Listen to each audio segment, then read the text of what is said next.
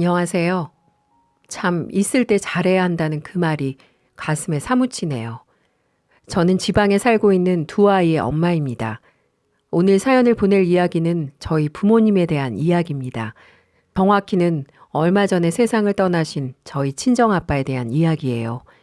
저는 외동딸로 자라왔고 저희 아빠는 몫으로 일을 하시며 생계를 유지하셨고 친정엄마는 초등학교 선생님으로 학교에서 일을 하고 있었습니다. 제가 기억하는 저희 집은 참 화목하고 좋았어요. 학원을 갔다가 집으로 돌아오면 분주하게 음식을 하고 있는 친정엄마와 그 뒤에서 몰래 음식을 훔쳐 먹던 친정아빠. 씻고 나오면 모두 함께 모여서 먹는 따뜻한 밥 한 끼가 너무 행복했고 그런 행복이 당연한 일이라고 생각했습니다. 체질에 맞지 않아 술도 잘 못 마시는 친정아빠는 일을 하면서 거래처 사람들과 이래저래 어울리며 억지로 술을 마시는 일이 많았는데 그 일로 아빠가 아플 거라곤 꿈에도 생각 못했어요. 술을 즐겨 하던 사람도 아니었고 딱 업무적인 자리에서만 조금씩 먹는 게 전부였는데 말도 안 되게 건강검진을 통해 간암을 진단받았습니다. 암이라는 그 단어의 무게 때문에 우왕좌왕하고 있는 제 곁에서 친정엄마는 침착하게 이야기를 했었어요. 아빠는 강한 사람이니까 완치 가능할 거야. 그러니까 너 아빠 앞에서 실수라도 울지 마. 괜히 마음 안 좋아지니까. 알지. 아빠 강한 사람인 거 아는데 이건 너무 억울하잖아. 우리 아빠 우리 때문에 힘든 일하고 먹지도 못하는 술 먹어서 그런 거잖아. 꼭 술 때문에 그런 건 아닐 수도 있으니까 너무 깊게 생각하지 말고 너는 또 출근하러 가야지. 여기서 오래 있으면 안 돼. 엄마는 이제 어떻게 할 거야? 아빠 병원 오래 다녀야 하는 거 아니야? 일단 담당 의사랑 어떻게 치료할지 이야기해봐야겠지. 방법을 알아야 내 아빠한테도 설명을 해줄 거 아니야. 늦겠다. 얼른 일하러 가.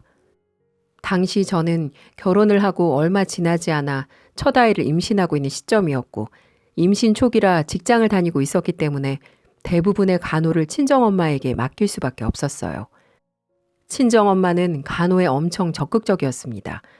다니던 학교는 휴직을 하고 민간요법에서 좋다고 하는 식단을 챙겨서 먹이기 시작하였고 황달 때문에 피부가 노란 친정아빠가 의기소침한 모습을 보일 때면 특유의 유머러스한 모습으로 격려를 하기도 했습니다.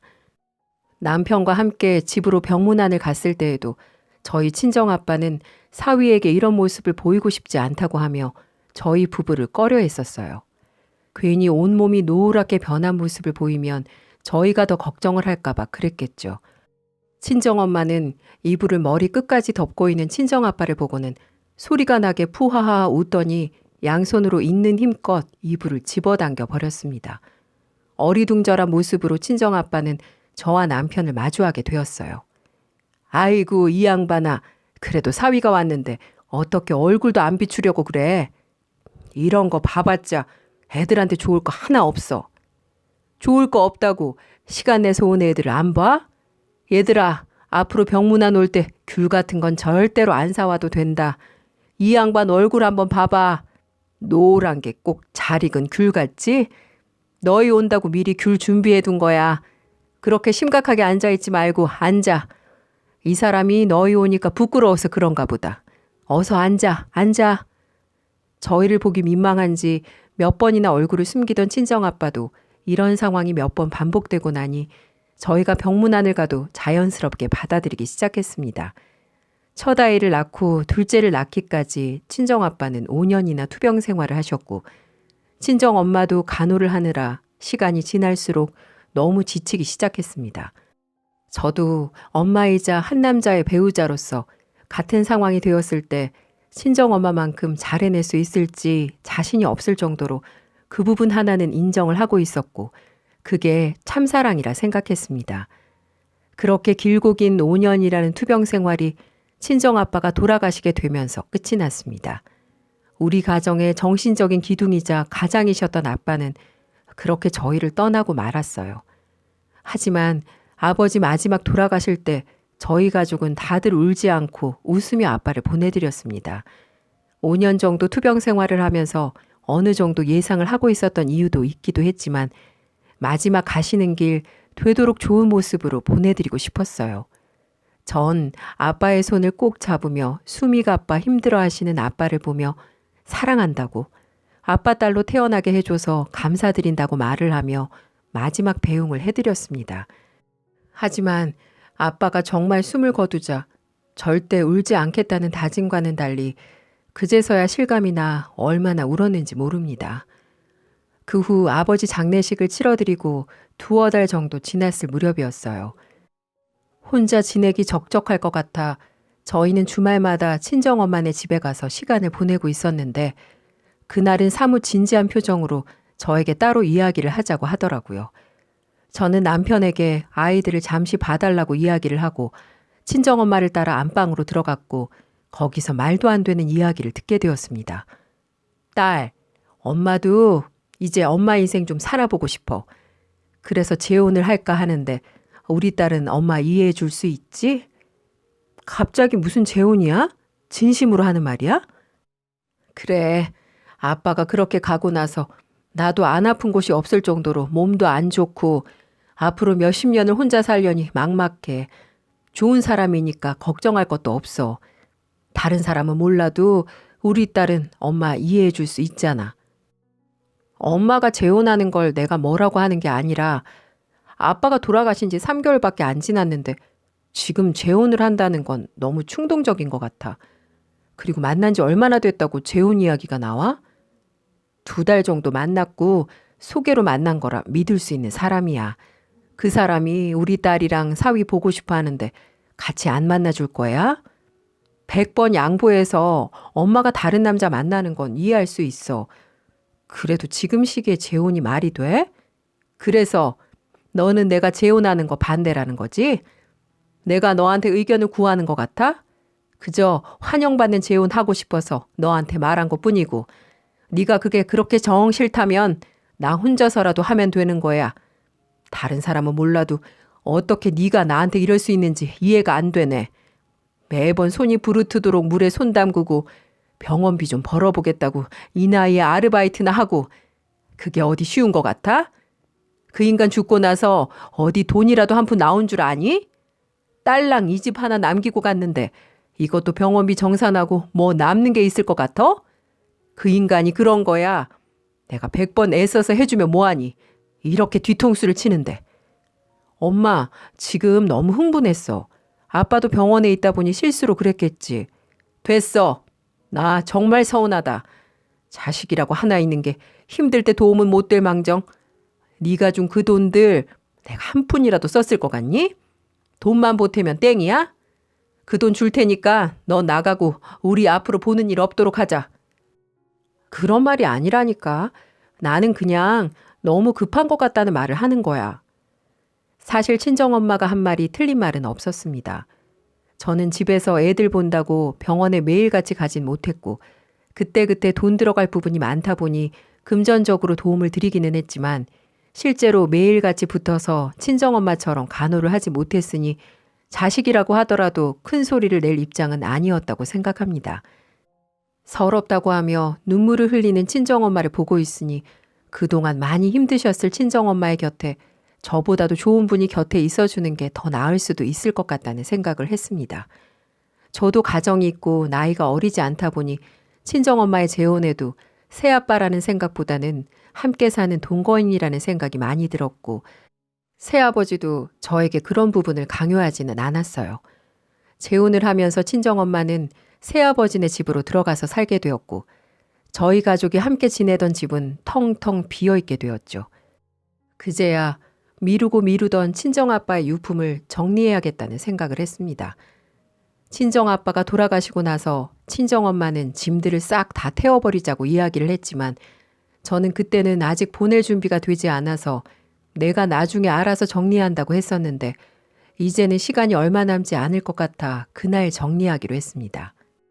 간단한 옷가지들은 정리할 수 있지만 친정아빠가 가장 오래 머물던 서재나 창고와 같은 곳은 언제가 되었든 꼭 제 손으로 친정아빠의 흔적을 일일이 느끼고 정리를 하고 싶어서 놔둔 공간이었거든요. 친정엄마가 집을 팔기로 했다고 한 이상 더 이상 미룰 수 없어서 저는 서재로 들어가 친정아빠의 짐들을 이것저것 정리하게 되었습니다. 책들도 한편에 모아두고 평소 썼던 물건들도 따로 상자에 넣어두고 그렇게 정리를 하다가 책상의 맨 아래쪽 서랍칸이 잠겨 있는 것을 확인했습니다. 어차피 버릴 책상이었기 때문에 저는 있는 힘을 다해 그 서랍장을 열었고 그 안에는 몇 권이나 되는 수첩과 수많은 녹음기들이 뒤엉켜 있었어요. 그 순간 저는 이상한 기분이 들어서 당장 수첩을 날짜별로 나열한 뒤 수첩을 읽었고 그 수첩에는 몇 년 전 이야기부터 쓰여져 있었습니다. 아빠가 남긴 걸로 추정이 되는 내용들을 보고 저는 시리에 빠지고 말았어요. 2006년 4월 25일. 요즘 잠잠했던 아내가 또 이상하다. 동료 교사라던 그 남자와 만남이 잦고 이제는 나가면 내 전화도 받지 않는다. 마치 내가 의처증이 있는 사람인 것처럼 하는 말을 들을 때마다 마치 내가 정말 의처증이라도 있는 사람같이 느껴져서 가능한 객관적인 사실을 메모해 두어야겠다. 오늘도 낮부터 밤 10시가 넘은 지금까지도 연락이 되지 않는다. 내일은 우리 딸 생일인데 설마 외박을 하진 않을지 걱정된다. 딸아이가 제주도에 가고 싶다고 해서 표도 다 끊어뒀는데 불안하다. 2006년 4월 28일. 결국 아내가 외박을 하는 바람에 딸아이와 둘이 여행을 오게 되었다. 이모네 집에 급한 일이 생겼다고 둘러대긴 했지만 이번에는 단단히 말을 해야겠다. 이런 일이 한두 번도 아니고 너무 힘이 든다. 지금도 딸아이는 세상 모르고 물놀이를 하는데 내 딸의 행복만큼은 깨고 싶지 않다. 저는 처음 몇 페이지를 읽는 순간 온몸에 소름이 돋는 것 같은 기분을 느꼈습니다. 그 수첩은 친정 아버지의 일기였기 때문입니다. 그리고 그 속에 기록된 내용들은 제가 아는 모습과 사뭇 다른 것이라 저를 더욱 힘들게 했던 것 같아요. 거기에 기록된 친정엄마의 첫 외도는 2006년 전으로 예상이 되고 그 이후로도 몇 년에 한두 번씩 외도를 했고 친정아빠에게 걸리고 난 후 울고 불고 다시는 안 그러겠다고 사과를 했다고 적혀 있었습니다. 친정아빠는 그런 엄마를 몇 번이나 받아주었다고 쓰여 있었고요. 2013년 9월 4일. 내가 간암이라고 한다. 한평생 가족들을 위해 일을 한 내가 간암에 걸렸다는 사실이 전혀 와닿지 않고 마치 꿈을 꾸는 것 같다. 나이가 들었으니 다른 사람들보다 조금 더 피곤한 것이라 생각했다. 언젠가부터 쓰고 맛없던 술도 무덤덤해진 것이 익숙해진 것이라 생각했는데 내 간이 암에 걸려 둔감해진 걸 이제 알게 되었다. 일을 하다가 김씨의 실수로 손가락 하나가 잘렸을 때가 더 아팠던 것 같은데 암이라는 게 뭐길래 사람을 이렇게 겁먹게 만드는 걸까? 결혼은 했지만 아직도 어린 내 딸 연정이에게 든든한 아빠가 되어야 하는데 자꾸만 속이 쓰리다. 2014년 1월 9일. 이제 아내가 나에게 이혼을 해달라고 한다. 하고 싶은 것도 못하면서 좋은 엄마로 살아왔으니 이제 본인을 놔달라고 한다. 아내가 원래 자유로운 사람인 걸 알고 있었지만 그래도 내가 이 세상을 떠날 때까지만이라도 좋은 엄마로 남아있어 주길 바란다. 그래야 혼자 남을 내 딸이 이웃남의 자식으로 기억되지 않을 테니까. 이기적인 내 욕심인 걸 알지만 아내에게 내가 죽을 때까지만 함께 살아달라고 울며 빌었다. 2019년 5월 27일. 요즘 갑자기 아르바이트를 한다고 하는 아내가 수상하다. 일을 하는 걸 질색하는 아내인데 병원비에 보태겠다고 일을 하는 모습이 고맙기도 하지만 한편으로는 겁이 난다. 친구에게 소개를 받은 자리라 일도 편하고 좋다고 하지만 아내가 집으로 돌아올 때마다 낯선 비누향이 느껴지고 아내의 화장이 점점 짙어지고 있다. 제발 그런 일이 없기를 바라고 또 바라면서 인터넷에서 구매한 작은 녹음기를 아내 핸드백에 넣어두었다. 제발 이번만은 아니었으면 좋겠다. 2019년 5월 30일. 아내 핸드백의 녹음기를 들어보게 되었다. 설마 했는데 들리는 낯선 남자의 목소리와 아내의 목소리. 아내는 또다시 바람을 피우고 있었다. 그 남자는 골프장 사장이라고 했고 그 남자를 소개해준 친구에게 밥을 사면서 이래저래 이야기를 하는 소리가 또렷이 기억이 난다. 그 상간남은 이미 내가 아프다는 사실도 알고 있었고 본인의 아내도 사별을 했다고 하면서 내 아내에게 치근덕거리고 있었다. 나는 당신 아내처럼 죽지 않을 것이다. 나는 꼭 이 망할 암세포를 이겨내고 내 딸의 든든한 버팀목으로 돌아갈 것이다. 그리고 그때 너희들을 싹 벌할 거다. 2019년 9월 20일. 혼자 거동이 힘들어지고 있는데 아내는 밤이 늦도록 오지 않는다.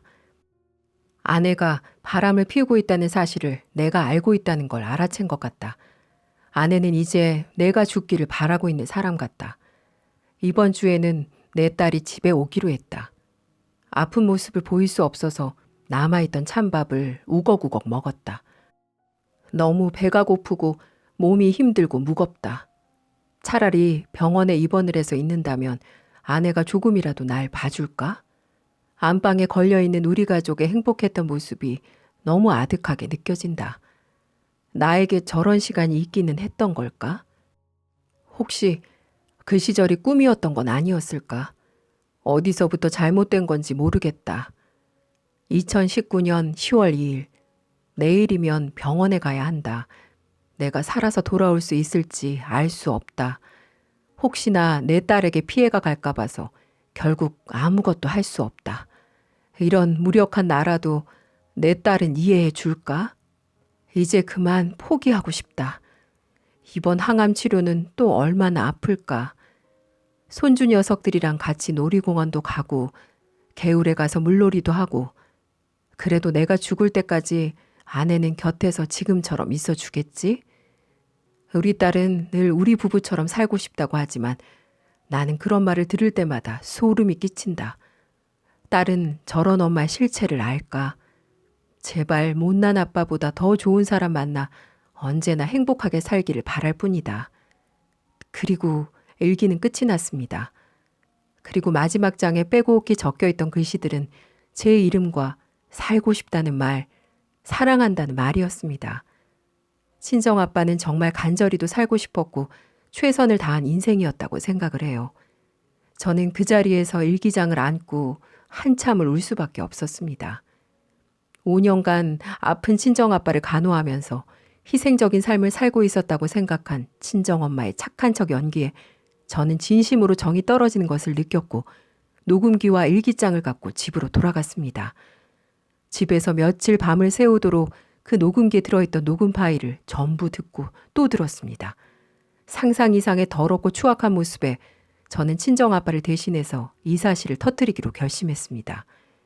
그동안 얼마나 혼자서 마음을 졸이며 살았을지, 아픈 몸으로도 얼마나 엄마가 다시 돌아오길 바랬을지 아빠가 남긴 일기를 보고 전 알 수 있었어요. 하지만 엄마는 끝내 아버지의 바람을 저버리고 다른 사람과 선을 넘어버렸습니다. 그래서 전 아빠 대신에 조금이라도 복수를 해주고 싶었어요. 엄마도 엄마지만 엄마랑 바람을 펴 힘들게 한 상간남에게도 죄를 주고 싶었습니다. 그래서 저는 친정엄마가 근무를 하고 있는 초등학교로 갔습니다. 그리고 곧바로 교무실로 가 선생님들 앞에서 녹음을 틀어버렸어요. 안녕하세요. 저는 여기서 근무하는 제 엄마의 사생활을 폭로하러 왔습니다. 우선 녹음부터 들어주세요. 박 선생, 오늘 퇴근하고 뭐해요? 저는 아무 일 없는데 김 선생님은요? 오늘은 남편 병간호도 안 가요. 아, 오늘은 좀 핑계 좀 대고 박 선생이랑 데이트 좀 할까 하는데 시간 어떠세요? 어머, 저 오늘 그날인데. 괜찮아요. 오늘은 같이 영화나 보고 맛있는 거 먹어요. 여기 계시는 선생님들 들으셨죠? 이게 지금 제 엄마와 박 선생님이라는 사람이 나눈 대화입니다. 이 두 사람 때문에 우리 아빠는 혼자 상처를 받고 매일을 울다 얼마 전에 암으로 돌아가셨어요. 그래서 제가 여길 찾아오게 된 이유입니다. 선생님들도 다들 가정이 있으실 텐데 도와주세요. 이런 사람들이 학생들을 가르치는 선생님이라고 할 수 있겠나요? 아마 다들 이 박 선생님이라는 사람 목소리 들었으니 누군지 아실 거예요. 분명 이 자리에 있을 거고요. 제가 경고하겠습니다.